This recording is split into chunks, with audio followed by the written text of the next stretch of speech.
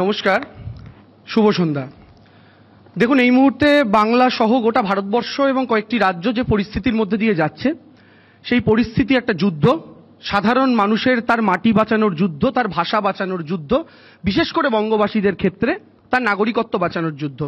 এই নিয়ে এবিপি আনন্দে অনেকগুলো আলোচনা সভা এসআইআর নিয়ে হয়েছে। স্বাভাবিকভাবেই হওয়ার কারণটাও খুব স্বাভাবিক, কারণ একটা বৃহত্তর ইস্যু। আমাদের প্রশ্নগুলো যদি প্রথম থেকে, আমি সহজ ভাষায় আসি, সহজ কথায় আসি, যে জনসাধারণ, যে মা কাকিমারা এই মুহূর্তে টেলিভিশন দেখছেন, যারা নরেন্দ্র মোদীর দয়ায় রাত্রিবেলা 450 গ্যাসটা 850 টাকা দিয়ে রাত্রিবেলা রান্নার প্রিপারেশন নিচ্ছেন, যে দাদারা 105 টাকা দিয়ে পেট্রোল ভরে বাড়িতে ঘুমোতে যাচ্ছেন, তারা হয়তো জিনিসপত্রের দাম ভুলে গেছেন, ব্যাংকের টাকা কাটার কথা ভুলে গেছেন, মূল্যবৃদ্ধির কথা ভুলে গেছেন, সবটা ভুলে গেছেন। তার কারণ হচ্ছে আপনাদের ভুলিয়ে রাখার কৌশল চলছে। কারণ আপনাকে চিমটি কাটার বদলে রোজ যদি 2টো করে ঘুষি মারা হয়, তাহলে চিমটির ব্যথাটা আপনি ভুলে যাবেন। এবং আপনারা সেই চিমটির ব্যথাটা রোজ ভুলে যাচ্ছেন। তার কারণ নরেন্দ্র মোদী আপনার নাগরিকত্ব নিয়ে প্রশ্ন তুলে দিয়েছেন, আপনি মাটির নাগরিক কিনা সেই নিয়ে প্রশ্ন তুলে দিয়েছেন। ফলে আপনি নিজের মাটি বাঁচানোর লড়াইতে এতটাই মশগুল, আপনি 105 টাকার পেট্রোল, 900 টাকার কাছাকাছি গ্যাস নিয়ে চিন্তা করার সময়ই পাচ্ছেন না। আর এটাই তো নরেন্দ্র মোদীর কৌশল ছিল। বাচ্চা যখন খাওয়ার জন্য কাঁদবে, বাচ্চাকে আলমারির ওপর তুলে বসিয়ে দাও, তখন বাচ্চা খাওয়ার কথা ভুলে গিয়ে বলবে, বাবা উঁচুতে ভয় লাগছে, নিচে নামিয়ে দাও। বাচ্চার প্রায়োরিটি বদলে গেল। এই মুহূর্তে দাঁড়িয়ে আমাদের প্রশ্নটা খুব সহজ ছিল। 2002-তে এসআইআর হয়েছে, বিজেপি বলছে, তাহলে অসুবিধা কোথায়? আমরা প্রশ্ন করছি নির্বাচন কমিশনকে, উত্তর দিচ্ছে বিজেপির মুখপাত্র এখানে কৌস্তব বাগচি, আর গোটা ইলেকশন কমিশনের মুখপাত্র হয়ে গেছে ভারতীয় জনতা পার্টি। প্রশ্ন করছি ইলেকশন কমিশনকে, উত্তর দিচ্ছে বিজেপি। কি অসুবিধা? আচ্ছা, অসুবিধা এথিক্যাল কারণ, আইডিওলজিক্যাল কারণ বাদ দিন। একটা সিম্পল অসুবিধার কথা হচ্ছে 2002-এর এসআইআরটা 2 বছর ধরে হয়েছিল, সময় নিয়ে হয়েছিল। আর তার আগে 2001-এ আদমশুমারি হয়েছিল। ছোটবেলা থেকে আমরা প্রত্যেকে জেনারেল নলেজে পড়ে এসেছিলাম, প্রত্যেকে ক বছর পর পর আদমশুমারি হয়? 10 বছর পর পর। 2001-এ হয়েছে, আবার কবে হবে? 2011-তে। 11-তে পড়তাম, আবার কবে হবে? 2021-এ। 2021-এ কেন্দ্রীয় সরকার কি আদমশুমারি করাতে পেরেছে? পারেনি। আজকে 2025, সেন্সাস হয়নি। কেন হয়নি? চাইলেই করাতে পারতো। সেন্সাস করে এসআইআর করতে পারতো, কেন করেনি? কারণ সেন্সাস যদি করায়, তাহলে এই যে মুসলমান জুজু, রোহিঙ্গা জুজু, এগুলো দেখাতে পারবে না। এই যে বিজেপি নেতা রোজ টিভিতে এসে বলে না, 27% ছিল, এখন তো 40% হয়ে গেছে।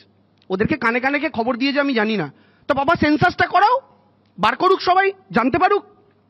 সেন্সাস করে 2001-এ 2002-তে এসআইআর-এ ঢুকেছিল গোটা দেশ। এইবার কোনো সেন্সাস আমাদের হাতে নেই। 2 বছরের টাইম পিরিয়ডটা কমে এলো 2 মাসে। কি তাড়াহুড়ো ছিল? লোকসভা নির্বাচনের আগে করেননি কেন? 2024-এ লোকসভার আগে গোটা দেশে একবারে করতে পারতেন, কেন করেননি? 24-এ হারার পর কেন গোপন সমীক্ষা চালালেন? গোপন সমীক্ষা চালিয়ে কেন জানার চেষ্টা করলেন কোন জাতি, কোন ধর্মের লোক ভোট দেয় না? আর তারপরে সেই বরাতটা দিলেন ইলেকশন কমিশনকে যে এই জাত, এই ভাষা, এই ধর্মের লোক আমায় ভোট দেয় না, এসআইআর করো, এদের নামটা কাটো। সেটাই বিহারে করেছেন, সেটাই আনঅফিসিয়ালি মহারাষ্ট্রে করেছেন। কিন্তু বিহারে কেটে বাদ দিয়েছেন, বাংলায় কেটে বাদ দিয়েছেন, মহারাষ্ট্রে ইনক্লুশন করেছেন। 4.5 বছরে 50 লাখ ভোটার বেড়েছিল, 6 মাসে আরো 50 লাখ বাড়িয়ে দিচ্ছেন। আপনারা এত ম্যাজিক জানেন। এই মুহূর্তে দাঁড়িয়ে, এই পরিস্থিতিতে দাঁড়িয়ে, যখন এসআইআর এর মধ্যে আমরা নামছি, তখন 2 বছরের টাইমটা কমে 2 মাস। ইলেকশন কমিশন কি বলল? টেকনোলজির অ্যাডভান্সমেন্ট হয়েছে, তাই কোনো প্রবলেম হবে না। কি এমন টেকনোলজির অ্যাডভান্সমেন্ট? 35টা মানুষ মারা গেল, তার মধ্যে বহু সংখ্যক বিএলও রয়েছেন। বিএলও কারা? যারা ইলেকশনের কমিশনের হয়ে কাজটা করছেন। আরে বিএলও তো ইলেকশন কমিশনের পার্মানেন্ট এমপ্লয় নয়, তবুও সেই মানুষগুলো প্রাণপণ আপনাদের প্রেশার মাথায় নিয়ে কাজে নেমেছিল, কিন্তু আপনারা ন্যূনতম সহায়তা তাদের করতে পারলেন না। পশ্চিমবঙ্গে মারা যাচ্ছে, বিজেপি বলছে তৃণমূলের আতঙ্কে মারা যাচ্ছে। আরে রাজস্থানে তো তৃণমূল নেই, গুজরাটে তো তৃণমূল নেই, ওখানে বিএলওরা কেন মারা গেলেন? এই উত্তর কি শুভেন্দু বাবুরা দেবেন? এই উত্তর বিজেপির প্রতিনিধিরা দেবেন? সর্বত্র মারা যাচ্ছেন, কারণ 2 বছরের কাজের প্রেশার 2 মাসে দেওয়া হয়েছে। আপনার যারা বাড়ি তৈরি করছে, বলেছে 2 বছর লাগবে বাড়ি তৈরি করতে, তাদেরকে যদি বলেন 2 মাসে বাড়ি তৈরি করতে হবে, তাহলে শ্রমিকগুলোকে কতগুলো ইট মাথায় তুলে 1 মিনিটে উপরে তুলতে হবে, সেটা কল্পনা করে অঙ্কটা আপনি করুন। এই প্রত্যেকটা বিএলওর উপরে কি যাচ্ছে আপনারা কল্পনা করতে পারবেন। এই পরিস্থিতিতে মানুষের প্রাণ যাচ্ছে। আর যদি এই পরিস্থিতিতে প্রাণ যায়, তাই খুনের দায় জ্ঞানেশ কুমার নেবেন না কেন? আর জ্ঞানেশ কুমারের বর্দা নরেন্দ্র মোদী বা নেবেন না কেন? তাদের নামে এফআইআর হবে না কেন? স্পষ্ট প্রশ্ন রইল। বিহারে ফাইনালি 45 লাখ লোকের নাম বাদ গেল। আমরা স্পষ্টভাবে বললাম যে ৪৫ লাখের নাম বাদ গেছে, আপনারা বলেছিলেন রোহিঙ্গা অনুপ্রবেশকারী নাকি বিহারেও আছে। আমরা স্পষ্টভাবে বললাম একটা কাজ করুন, ৪৫ লোকের নামের লিস্ট বার করুন। এত ট্রান্সপারেন্সি তো। ইলেকশন কমিশন বলছেন উই আর ট্রান্সপারেন্ট, কাঁচের মতো, জলের মতো, আয়নার মতো। ৪৫ লোকের নামের লিস্ট এখনো বার করতে পারলেন না কেন? কারণ ওই নামের লিস্ট প্রকাশ্যে এলেই বোঝা যাবে কতজন বাংলাদেশি মুসলমান আর রোহিঙ্গা বাদ পড়েছে। যোগেন্দ্র যাদবের একটা ইনস্টিটিউট আছে, তারা করে স্টাডি করে বলেছে যে বিহারে যে ৪৫ লোকের নাম বাদ গেছে তার মধ্যে কটা রোহিঙ্গা পাওয়া গেছে জানেন? গেস করুন তো। বিহারে ৪৫ লক্ষ লোকের মধ্যে ৩০০টা রোহিঙ্গার নাম পাওয়া গেছে। ৩০০টা, বুঝুন, ৪৫ লাখের মধ্যে ৩০০। এই ৩০০টাকে খোঁজার জন্য বিহারের ১২ কোটি লোককে রাস্তায় দাঁড় করিয়েছিল। মানে কি? একটা গ্রামে চোর ঢুকেছে, ৫০০ জন গ্রামের মেম্বার, দুটো চোর, পুলিশ চোরকে ধরতে পারছে না, গোটা গ্রামে কেরোসিন তেল দিয়ে নেড়াপোড়া করে দিল। এইটা ভারত সরকারের বর্তমানে অ্যাটিটিউড। পশ্চিমবঙ্গেও তো একই কাণ্ড। তাহলে বিহারের লিস্ট পাবলিশ করুন না। কজন রোহিঙ্গা ধরা পড়লো ইলেকশন কমিশন বলেছে? কজন বাংলাদেশি অনুপ্রবেশকারী ধরা পড়লো? না, তারা করেনি। আচ্ছা, এই যে বিরোধী ভোটারদের বাদ দেওয়ার কৌশল, পশ্চিমবঙ্গে বিজেপি অনেক অভিযোগ করে তৃণমূল ভুয়ো আধার কার্ড বানিয়ে দেয়। আধার কার্ড যদিও কে দেয়? ভারত সরকার। বিজেপি বলছে তৃণমূল ভুয়ো ভোটার কার্ড বানিয়ে দেয়। ভোটার কার্ড কে দেয়? Election commission. বিজেপি বলছে তৃণমূল বর্ডার থেকে লোক ঢোকায়। বর্ডার পাহারায় কে আছে? কেন্দ্রের বিএসএফ। তাহলে কেন্দ্রের বিএসএফ বর্ডার পাহারায়, তৃণমূল সেটা ভেঙে দিচ্ছে। নির্বাচন কমিশন ভোটার কার্ড দিচ্ছে, তৃণমূল সেটা ভেঙে দিচ্ছে। ভারত সরকার আধার কার্ড দিচ্ছে, তৃণমূল সেটা ভেঙে দিচ্ছে। আরে নরেন্দ্র মোদী রিজাইন করে কালকে মমতা ব্যানার্জিকে প্রাইম মিনিস্টার করে দিন। আপনাদের সব তো উনি ভেঙে দিচ্ছেন, এত ক্ষমতা ওনার। আপনাদের আধার কার্ড ভেঙে দিচ্ছে, ভোটার কার্ড ভেঙে দিচ্ছে, বর্ডার ভেঙে দিচ্ছে, যাই হচ্ছে বলছেন তৃণমূল করছে, অথচ তিনটেই আপনারা নিয়ে বসে আছে কেন? বিজেপি মাঝে মধ্যে বলে বর্ডারে ফেন্সিং তোলার জন্য নাকি তৃণমূল সরকার জমি দেয় না। আরেকটা মিথ্যা কথা। আর শুভেন্দু অধিকারীর মতো একটা বিরাট বড় মিথ্যেবাদী আমরা পেয়েছি বিরোধী দলনেতা হিসাবে। আরে বর্ডারে ফেন্সিং এর জমি নিয়ে আসাম সরকারের কাছেও কেন্দ্রীয় সরকার ল্যান্ড চেয়েছিল, আসামে বিজেপির গভর্নমেন্ট দিতে পারেনি। চিঠি লিখে কি বলেছে জানেন সেন্ট্রাল গভর্নমেন্টকে? বলেছে ল্যান্ড দেওয়ার জন্য আপনারা যে বর্ডারটা টেনেছেন, যে বাউন্ডারি ড্র করেছেন, সেই অনুযায়ী যদি ফেন্সিং করতে হয় তাহলে আসামের প্রচুর গ্রাম বাংলাদেশে চলে যাবে পার্মানেন্টলি। সেটা সলিউশন করুন, বর্ডারের লাইনটা চেঞ্জ করুন, তাহলে আমরা জমি দিতে পারবো। আসামের বিজেপি গভর্নমেন্ট সেন্ট্রাল গভর্নমেন্টকে বলেছে। কেসটা পশ্চিমবঙ্গেও তাই। এমন ম্যাপিং এ ওরা বর্ডার করতে চাইছে যেই ম্যাপিং এ করলে বাংলার বহু জমি বাংলাদেশে চলে যাবে। বিজেপি বলে মমতা ব্যানার্জি পশ্চিমবঙ্গকে বাংলাদেশ বানাতে চাইছে। না দাদা, নরেন্দ্র মোদী পশ্চিমবঙ্গের মাটি বাংলাদেশে তুলে দিতে চাইছে, সেই কারণে ওইভাবে বর্ডার করতে চাইছে। আমরা বলেছি বর্ডার ডিসপিউটটাকে সলিউশন করুন, তারপরে জমি দিতে আমাদের কোনো অসুবিধা নেই। আসামের হেমন্ত বিশ্ব শর্মা গভর্নমেন্ট যা বলেছে আমরাও তাই বলেছি, কিন্তু বিজেপি ওটা বলছেন এটা বলছে। এই আরেকটা মিথ্যাচার। তারপরের বক্তব্য কি? তৃণমূল নাকি এই করছে ওই করছে। ত্রিপুরার প্রাক্তন মন্ত্রী প্রতিমা ভৌমিক, ত্রিপুরাতে একটা কেস হয়েছে কদিন আগে। প্রতিমা ভৌমিকের সম্ভবত ভাইয়ের কি কাকার ছেলে এরকম কেউ একটা হবে, কাকা, এই ভাই, হ্যাঁ খুড়তুতো ভাই, তিনি বধূ নির্যাতন মামলায় জেলে গেছেন। খুব ভালো কথা। জেলে গিয়ে সেই বধূ যে কমপ্লেন লিখছে সেখানে বলছে প্রতিমা ভৌমিকের, অর্থাৎ সেন্ট্রাল মিনিস্টার ছিলেন তিনি, বুঝুন, সেন্ট্রাল মিনিস্টার বিজেপির, তার ভাই, তিনি মানে তার কাকার ছেলে, তিনি বাংলাদেশ থেকে এসছেন, এসে প্রতিমা ভৌমিকের বাবাকে নিজের বাবা বলে আধার কার্ড তৈরি করেছেন। মানে নিজের জেঠুকে বাবা বলে আধার কার্ড তৈরি করেছে। এবং শুধু তাই নয়, তিনি নাকি এখানে ভুয়ো আধার কার্ড বানানোর বিজনেস করেন ত্রিপুরাতে। কে বলছে? সেই বধূই অভিযোগপত্রে লিখেছে। অভিযোগপত্রের কপি আমার কাছে আছে।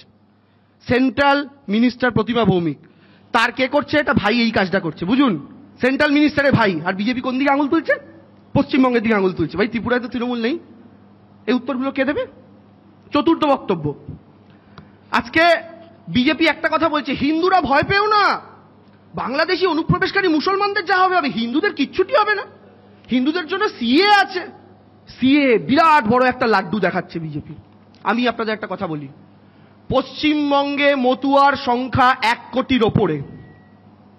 আপনি সোশ্যাল মিডিয়ায় লিখলে, মানে গুগলে যদি সার্চ করেন 2.5 থেকে 3 কোটি বলে, যদি সমস্ত তথ্য বিচার করেন 1 কোটির ওপরে আপনি ধরতে পারেন। এই যে 1 কোটির ওপরে মতুয়া, আপনারা জানেন 2021-এর বাংলার বিধানসভা নির্বাচনের 1 বছর আগে বিজেপি সিএ পাস করালো। আপনাদের মনে আছে 2020-তে পাস হয়েছিল সিটিজেনশিপ অ্যামেন্ডমেন্ট বিল, পাস হয়ে হলো সিটিজেনশিপ অ্যামেন্ডমেন্ট অ্যাক্ট। 2020-তে পাশ হলো, হওয়ার পর 4 বছর বিজেপি আইনটা ফেলে রেখে দিল, রুল ফ্রেম করলো না। রুল ফ্রেম না করলে আইন বলবতী হলো না, কোনো অর্থ থাকে না। এবার কি হলো, বিজেপি ওয়েট করলো 4 বছর। 24-এর লোকসভার 2 মাস আগে 2024-এর জানুয়ারিতে রুল ফ্রেম হলো। 4 বছর ওয়েট করলেন কেন? মতুয়াদের নাগরিকত্ব দেওয়ার হলে? ভালো কথা।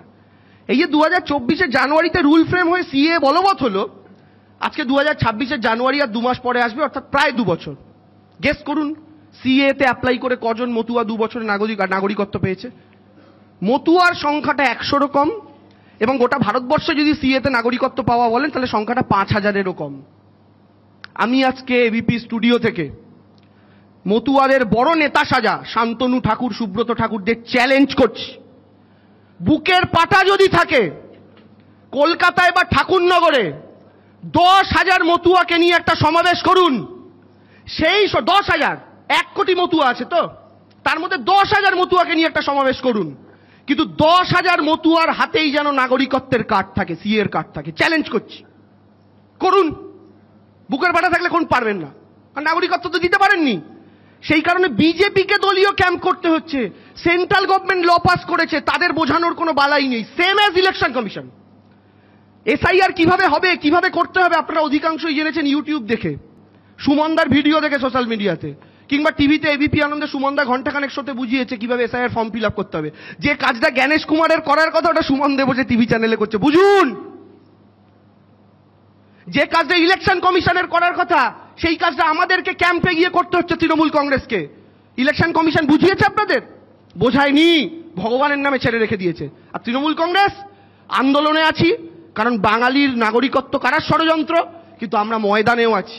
মানুষ বুথে বুথে, পাড়ায় পাড়ায়, ক্যাম্পে তৃণমূল কংগ্রেসের প্রতিনিধিদেরই পাচ্ছে সাহায্য করার জন্য। বিজেপি কিন্তু আগুনে ঠেলে দিয়েছে বাঙালিকে, আগুনে ঠেলে দিয়ে হাওয়া। শুভেন্দু ঘুরে বেড়াচ্ছে, দিলীপদা কোথায় জানি না, সুকান্ত মজুমদার কোথায় জানি না, কিন্তু তৃণমূল কংগ্রেস কর্মীরা কিন্তু মাঠে আছে, আন্দোলনও করছে, ময়দানেও আছে। এটা হচ্ছে বর্তমানে তৃণমূল কংগ্রেস।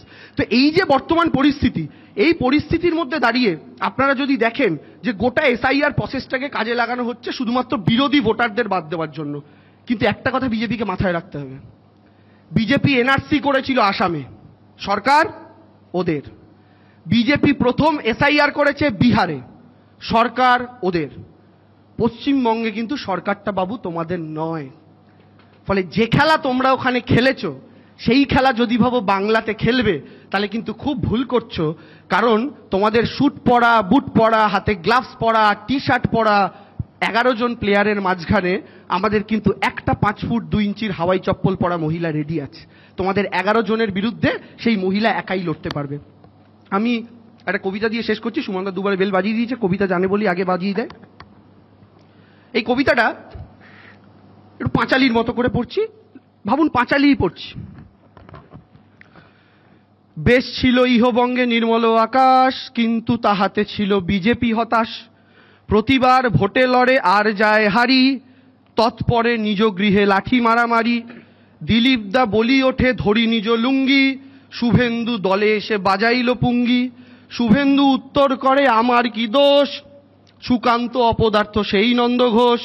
সব শুনি সুকান্ত তার রেগে ওঠে মনে, শ্রমিকের সাথে প্রীতি রচেন গোপনে। দৃশ্য দেখি মোদি শাহ মনে মনে কাঁদে, কি করিলে বঙ্গজিতি সেই ছক ফাঁদে। চিন্তামগ্ন অমিত শাহ খোঁজেন প্রাণেশ, ডাকিলেন কোথা আছো কুমার জ্ঞানেশ। রক্ষাকর্তা তুমি ত্রাতা দোহে করো ত্রাণ, প্রতিবার বঙ্গহারি ভুলুন্টিত মান। হাত জোর করি কহে জ্ঞানেশ কুমার, আজ্ঞা করো মহারাজ কি চাহি তোমার। বঙ্গে এক দেবীর বাস শুভ্রতার বেশ, নিজ হস্তে পদ্মবন ছিরি করে শেষ। তাহাকে হারাতে চাই দিবারাত ভাবি, যা করার তাহা করো এই মোর দাবি।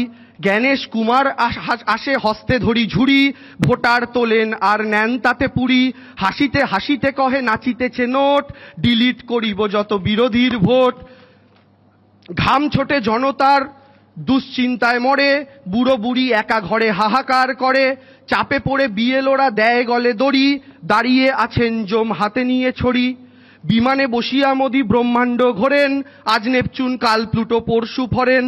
নোটবন্দি, লকডাউন কিংবা আধার লিঙ্ক, জনতার ব্লাড করে দিল্লি থেকে ড্রিঙ্ক। বাংলাদেশি খুঁজতে গিয়ে ভারতীয় মরে, ধরিতে পতঙ্গ আগুন দেয় নিজ ঘরে। চিন্তামগ্ন সাধারণ শ্রমিক বা চাষি, অসুরের নেত্য দেখে কাঁদে বঙ্গবাসী। বর্গি চোখে কুম্ভীরাশ্রু, আসলে নকল, বাঙালিকে জেলে পুরে জমির দখল। ইউপি বিহার হতি চলি আসে ছুটে, বঙ্গের মালিকানা নিতে চায় লুটে। শেষ স্তবক। নেতাজি রবির মাটি ঝোকায় না মাথা, ইহা জেনে মোদি সারা গায়ে ব্যথা। দূর হতে শোনা যায় খেলা হবে ধোনি, রাজপথে পুনরায় চেনা দিদিমণি। পাগল হইবে মোদি হারিতে হারিতে, শুভেন্দু ফিরিবে তার কাঁথির বাড়িতে। দিলীপ দা ফিরে যাবে বৌদির কাছে, লকেট দি সিনেমায় কৌস্তব দা গাছে। নির্মল থাকিবে বঙ্গ বাঙালির বাস, সকল শত্রুর যেন ওঠে না বিশ্বাস। হাওয়াই চটির হাওয়া তুলিছে তুফান, জোট বাঁধো এসো গাহি তার জয়গান। জয় বাংলা। এবিপি আনন্দ, এগিয়ে থাকে, এগিয়ে রাখে।